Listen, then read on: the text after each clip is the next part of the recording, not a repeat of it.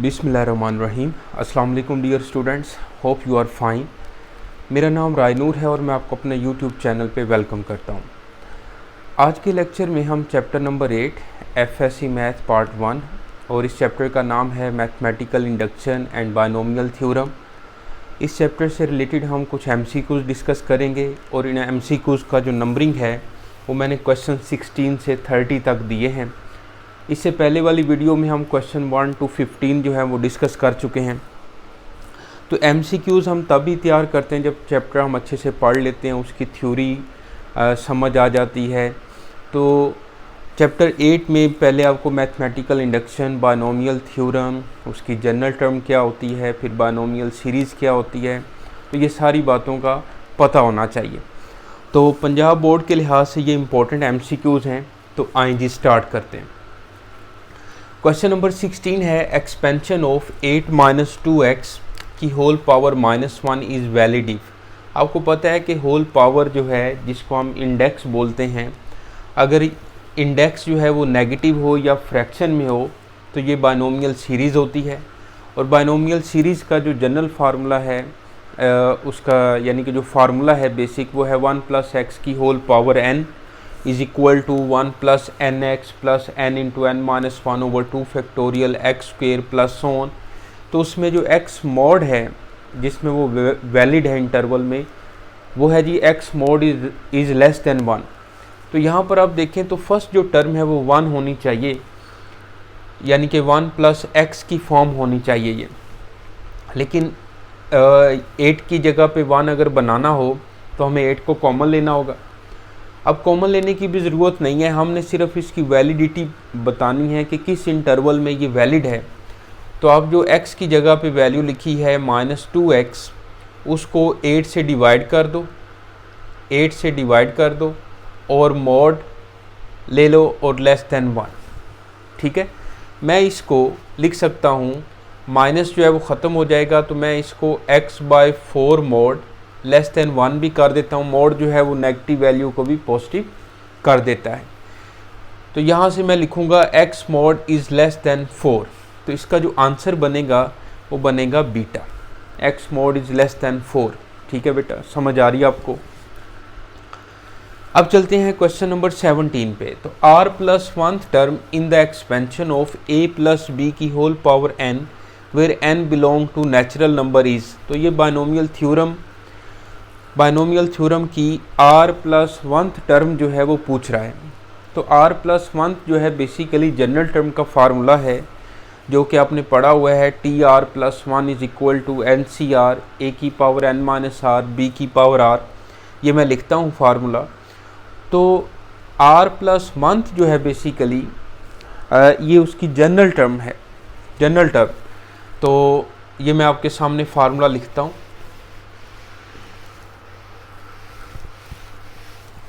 देखिएगा, tr + 1 is equal to ncr a⁻n - r और b⁻r। आप इसको ncr कम्बिनेशन को इस तरह से भी लिखा जा सकता है और a⁻n - r और b⁻r। तो अब यहाँ पर आप देखें तो अल्फ़ा ऑप्शन इसकी करेक्ट ऑप्शन है। तो ncr a⁻n - r और b⁻r इसकी r + 1th टर्म है, यानी कि इसकी जनरल टर्म उसने पूछी हुई है। इसी तरह नेक्स्ट चलते हैं, the sum of binomial coefficient in the binomial expansion is. तो इसमें 3 तरह के एमसीक्यू आते हैं। पहले जो क्वेश्चन 1 to 15 हमने डिस्कस किए उसमें भी इससे रिलेटेड क्वेश्चन आया है, लेकिन उसमें होल पावर जो इंडेक्स है वो n था, यहाँ पे m है। तो इस तरह से इंडेक्स चेंज करके भी पूछा जा सकता है। तो सबसे पहले है कि binomial sum of even binomial coefficients क्या होता है, 2n-1। Sum of odd binomial coefficients क्या होता है, 2n-1। और sum of all binomial coefficients क्या होता है, 2n। तो यहाँ पर होल पावर जो है वो m है, तो sum of binomial coefficients in the binomial expansion क्या बनेगा, सिंपल 2m बनेगा, क्योंकि यहाँ पर इंडेक्स जो है वो m है। ओके, अब आते हैं जी क्वेश्चन नंबर 19 पर। तो if n is a positive integer then 3 + 6 + 9 + so on + 3n equals. तो ये ट्राई करते हैं हम क्वेश्चन, देखिएगा जी।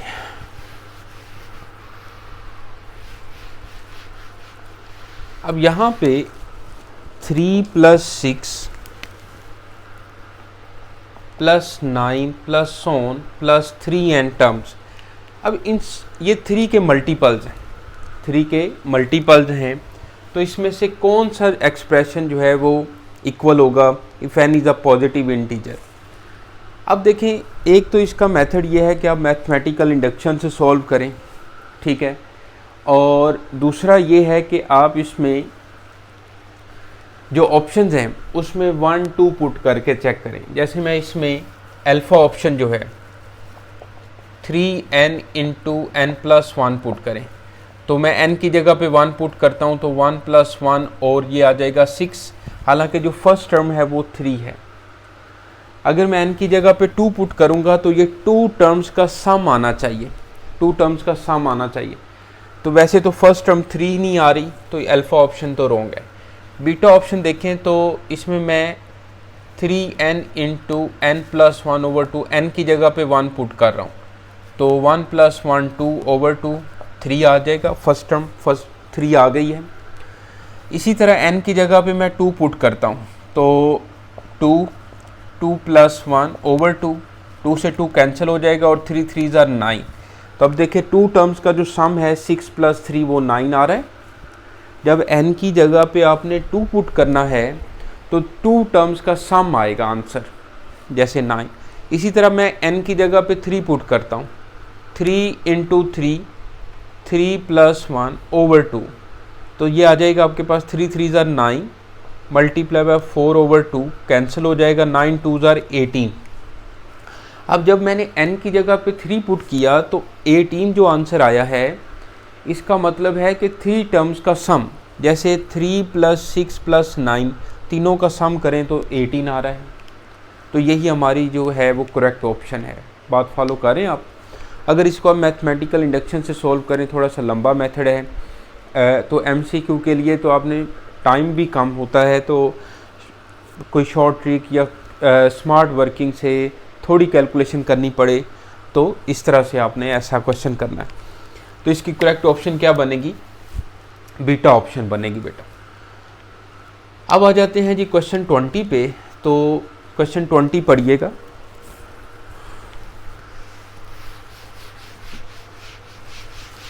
क्वेश्चन 20 जो है ये पढ़िएगा। लिखा हुआ है द इनक्वलिटी 3 की power n is less than n factorial holds for positive integral values of n if. यहाँ पे हमारे पास इनक्वलिटी है 3 की power n is less than n factorial, n is greater than 2। पहले मैं 3 पुट करता हूँ, 3 की power 3 less than 3 factorial, 27 is less than 6 false, यानी कि 3 पे तो ये फॉल्स है। n is greater then 3 means कि हम 4 पुट करेंगे। ग्रेटर देन 3 की बात करें तो 4 पुट करें, 3 की पावर 4 और लेस देन 4 फैक्टोरियल।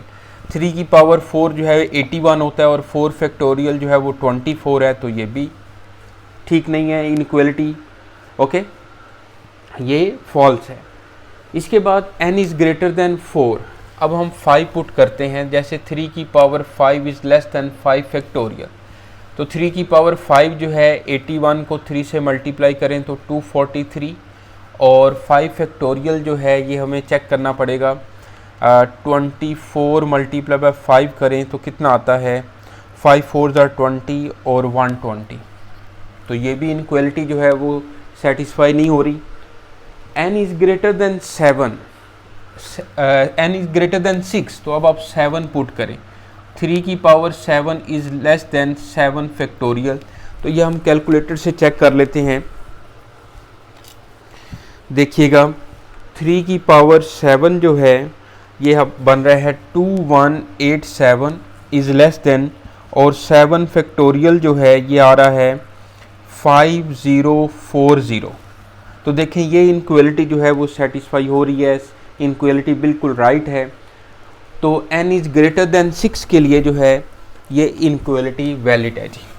तो अब आपने हर ऑप्शन के लिए कैलकुलेटर पे चेक करते जाएं, ओके, तो आपको आंसर इस तरह से मिल जाएगा। और क्वेश्चन 20 का आंसर जो है वो डेल्टा है। समझ आ रही है आप लोगों को? अब चलते हैं जी क्वेश्चन 21, देखिएगा जी।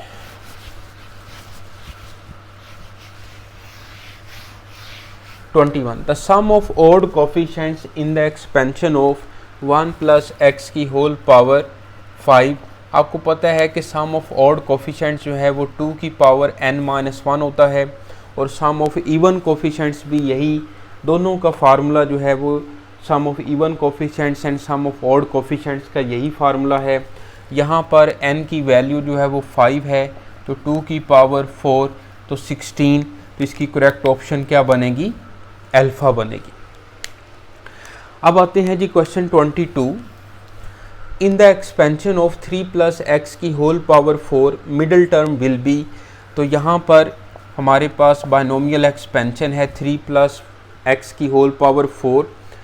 होल पावर 4 यानी कि जो इसका इंडेक्स है वो इवन है, तो इसकी जो मिडल टर्म का फार्मूला होता है वो n+2/2 होता है। n की जगह पे 4 लिखा, 4/2। तो यहाँ से थर्ड टर्म जो है वो हमने फाइंड करनी है, 6/2 3। तो आपको पता है कि जनरल टर्म का फार्मूला है TR+1 NCR a की पावर n-r b की पावर r 4c2। इसी तरह r की जगह पे अब आपने 2 पुट करना है। a की वैल्यू 3 है और 4-2, b की वैल्यू यहाँ पे x है और r की वैल्यू यहाँ पे 2 है। तो इस तरह बेटा ये थर्ड टर्म जो बनेगी 4c2 कैलकुलेटर से भी सॉल्व कर सकते हैं, या इस तरह आप इसको 2 प्लेस पीछे ले जाएं क्योंकि नीचे 2 है। तो ये बन जाएगा 3 की पावर 2 9x², ये कैंसिल हो जाएगा, 2 3 ज़ा 6 9 ज़ा 54x²। तो इसकी करेक्ट ऑप्शन क्या बनेगी? हमारे पास बीटा बनेगी। फॉलो करें बात आप, ओके। अब देखते हैं क्वेश्चन 23, देखिएगा क्वेश्चन नंबर 23। ये रेस कर दूं मैं ये वाला, चलें।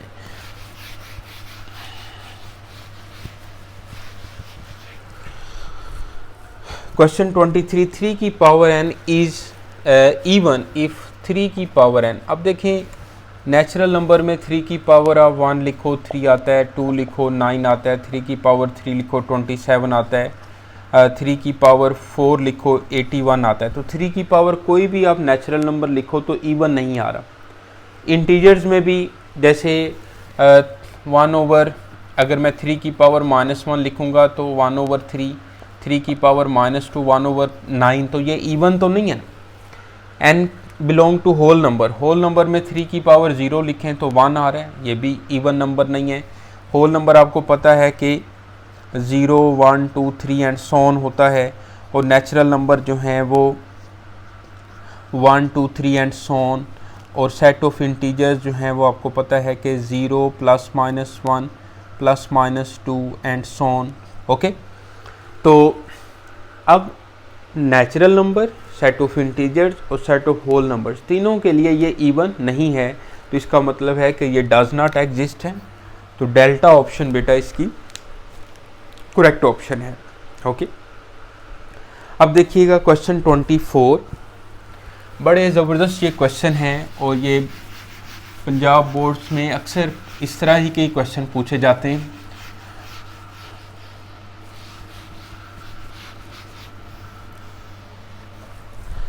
देखिएगा जी क्वेश्चन 24, द इनइक्वालिटी 4 की power n is greater then 3 की पावर n + 4 इज़ ट्रू। तो ये 8.1 के लास्ट क्वेश्चन हैं। तो इसमें आपने सिंपल इनइक्वालिटी में ये नंबर्स पुट करके चेक करते जाना है, जिस तरह से पहले भी एक क्वेश्चन आया है। तो n is greater and equal to 1, तो पहले तो मैं अगर 1 पुट करूँ तो 4, 3 + 4, तो ये इनइक्वालिटी होल्ड नहीं करती। 4 is greater than 7, no. n is less than 2, n is less than 2 में अब n is greater and equal to 1 था ना, तो मैंने 1 से ही स्टार्ट किया। जब 1 पे वो सेटिस्फाई नहीं हो रही इनइक्वालिटी तो आगे जाने की ज़रूरत नहीं है। n इज़ लेस देन 2 में यहाँ पर जैसे मैं 1 पुट करता हूँ या 0 पुट करता हूँ बिलफर्ज 0 और 0 + 4, तो ये आ जाएगा 1 इज़ लेस देन 1 + 4, तो ये ठीक है। इसके अलावा मैं अगर बिलफर्ज n इज़ लेस देन 2 में -2 पुट करता हूँ, 4 की पावर -2, 3 की पावर -2 + 4 1/16 और 1/9 + 4 1/16, तो ये आ जाएगा 1 + 36/9, तो 1/16 और 37/9। तो ये अब हम चेक कर लेते हैं कि क्या ये इनक्वलिटी जो है वो होल्ड कर रही है। तो n इज़ लेस देन 2 के लिए भी ये होल्ड कर रही है, लेकिन यहाँ पर आपको पता है कि मैथमेटिकल इंडक्शन में जो n है वो बिलोंग करता है नेचुरल नंबर्स को। n इज़ लेस देन 2 यहाँ पर आप जैसे मैं चेक कर लूँ 37/9 ठीक है, ये इससे बड़ी वैल्यू ही है 1/16 से, लेकिन यहाँ पर n जो है वो बिलोंग करता है नेचुरल नंबर्स को। ये आपकी बुक के ऊपर जो है मैं आपको बताता हूँ, ये आपका पेज है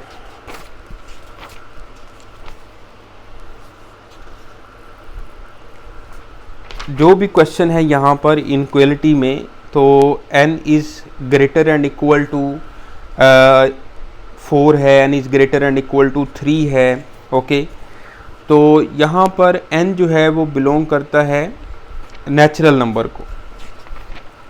ओके, तो ये आप देख सकते हैं।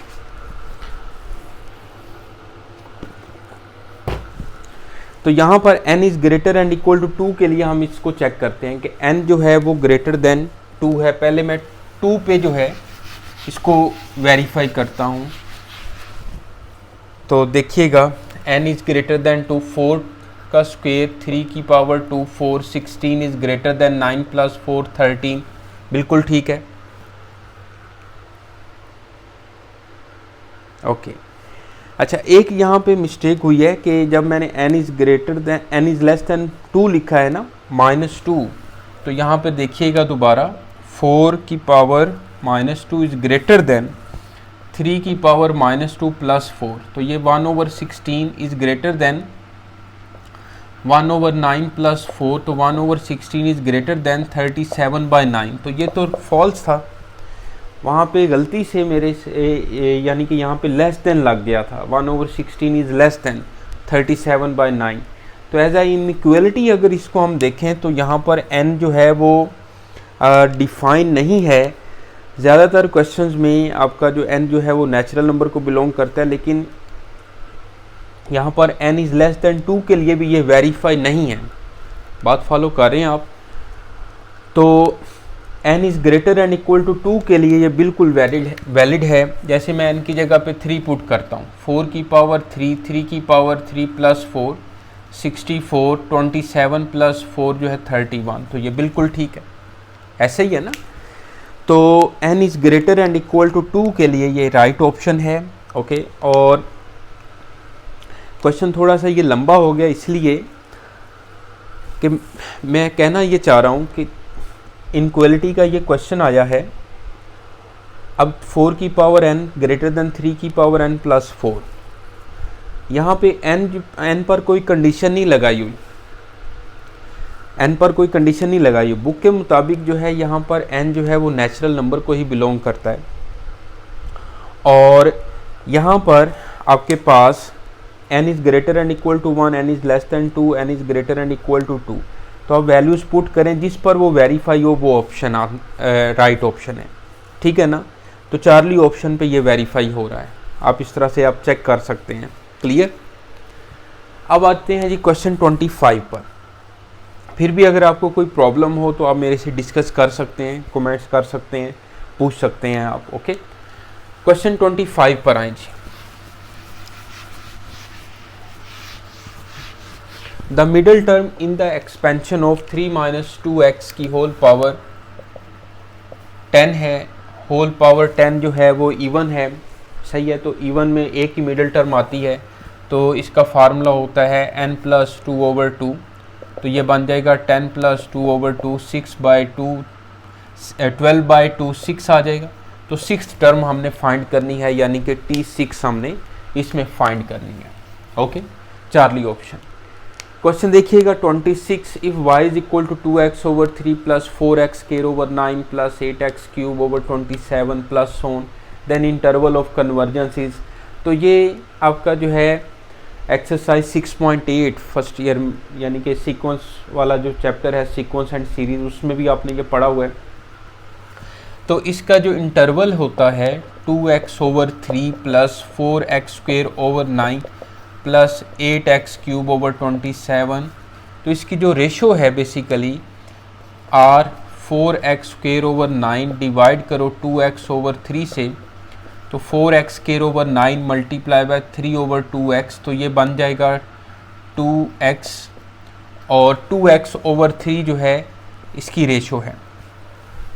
अब यहाँ पर ये वैलिड जो होगा ये हमारे पास हो जाए बनेगा 2x/3 mod is less then 1, यानी कि x mod is less then 3/2। Okay, यानी कि इसको मैं मज़ीद लिख सकता हूँ कि ये पॉजिटिव वैल्यू से लेस है और नेगेटिव वैल्यू से ये ग्रेटर है। अब इस इंटरवल में ये कन्वर्जेंट होगा और इसके सब इंटरवल में भी ये जो है वो कन्वर्जेंट होगा। अब यहाँ पर आप देखें तो x जो है इसके सब इंटरवल अगर हम बनाएं, ये देखिएगा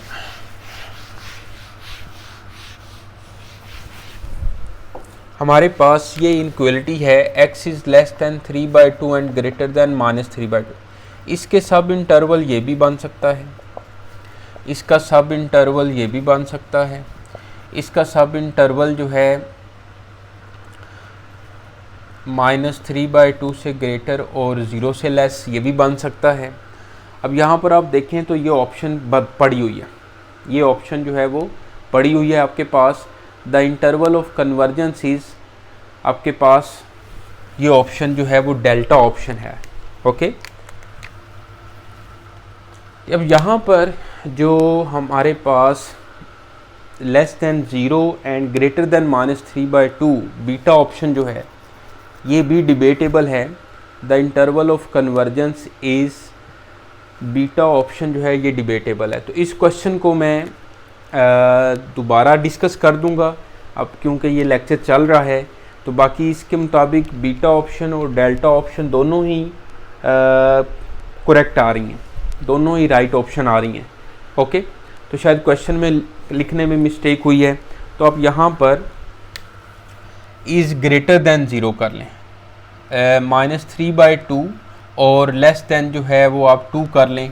तो इस तरह से क्वेश्चन मैं चेंज कर लेता हूँ। तो डेल्टा ऑप्शन जो है बेसिकली इसकी करेक्ट ऑप्शन है, ये इसका सब इंटरवल है x lies between 3/2 and greater than 0। Okay, तो डेल्टा ऑप्शन यहाँ पे करेक्ट ऑप्शन है। ओके बेटा, अब आते हैं क्वेश्चन 27 पे। NC0, NC1, NC2 and so on NCN are called. तो ये आपको पता है कि ये बाइनोमियल कोफिशिएंट्स हैं। बाइनोमियल थ्योरम का जो एक्सपेंशन करते हैं तो ये NC0, NC1, NC2, सोन NCN, इनको बाइनोमियल कोफिशिएंट्स कहते हैं जी। ओके, तो अब चलते हैं, लास्ट 3 क्वेश्चन हैं 28, 29 और 30। ये क्वेश्चन मैं लिखता हूँ फिर हम डिस्कस करते हैं।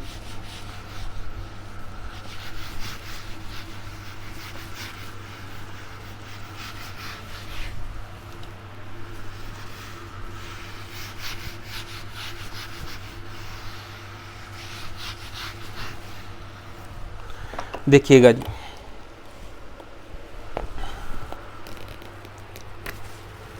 Question 28, if n is even then the middle term in the expansion of a plus x की whole power n is alpha option n plus 1 over 2, beta option n over 2 plus 2, charlie option n over 2 plus 1 and delta option है n plus 2 okay, अब देखिएगा question 29। If n is odd then the middle term in the expansion of a plus x की whole power n r is or n plus 1 over 2, n plus 3 over 2, beta option देखें n plus 2 over 2, n plus 3 over 2, Charlie option n over 2 plus 1 and n plus n over 2 plus 1 and n over 2 plus 2 and delta option है none of these। Okay, अब है जी question 30। Question 30 देखिएगा, nc0 plus nc2 plus so on ncn is equal to alpha option है nc0 plus nc1 plus so on ncn, beta option है nc1 plus nc3 plus so on ncn, Charlie option है nc1 plus nc3 plus so on nCn-1 and delta option जो है जी none of these. Okay, ये हमारे पास 3 question है last. सबसे पहले है कि if n is even then the middle term in the expansion of a plus x की होल पावर n। तो पहले भी इस तरह का क्वेश्चन आया हुआ है, लेकिन उसमें डायरेक्ट मिडल टर्म पूछी थी, मिडल टर्म फाइंड करने का फार्मूला नहीं पूछा था। तो इसमें देखें तो n plus 1 over 2 9, n over 2 plus 2, n over 2 plus 1, बिल्कुल ठीक। इसको हम n प्लस 2 ओवर 2 भी लिख सकते हैं, तो इस तरह से भी याद रखा जा सकता है। तो n प्लस 2 ओवर 2 जो है ये इवन, जब n इवन होगा तो मिडल टर्म फाइंड करने का फार्मूला है।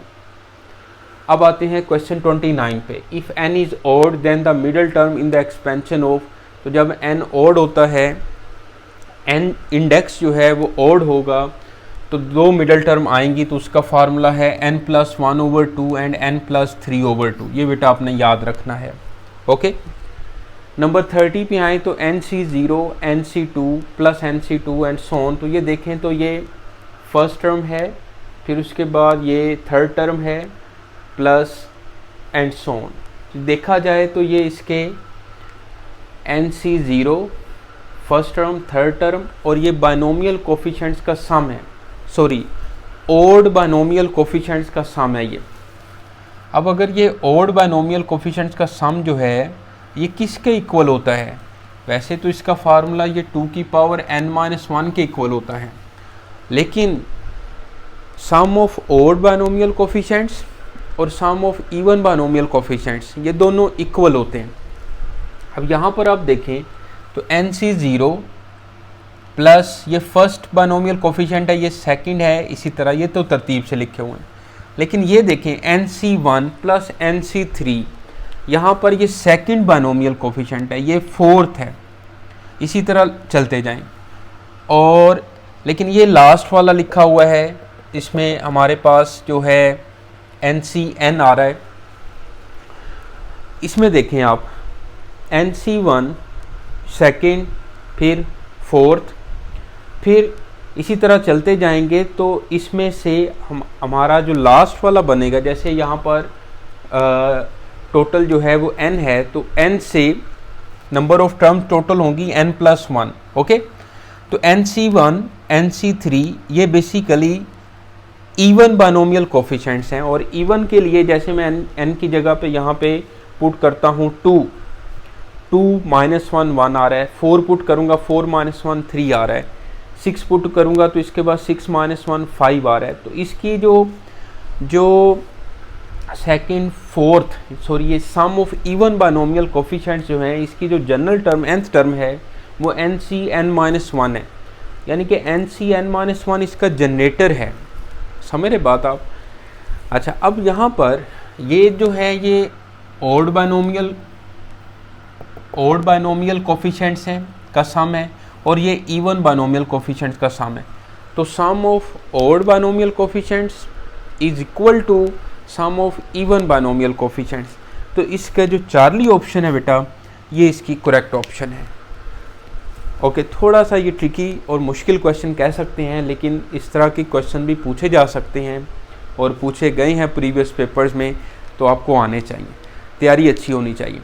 तो इन MCQs को आप अच्छे से पढ़िएगा, कोई प्रॉब्लम होती है आप लाजमी मेरे से पूछें, और वीडियो अच्छी लगे तो कमेंट्स करें, अपने दोस्तों के साथ शेयर करें, अपना ख्याल रखें और मेहनत करें।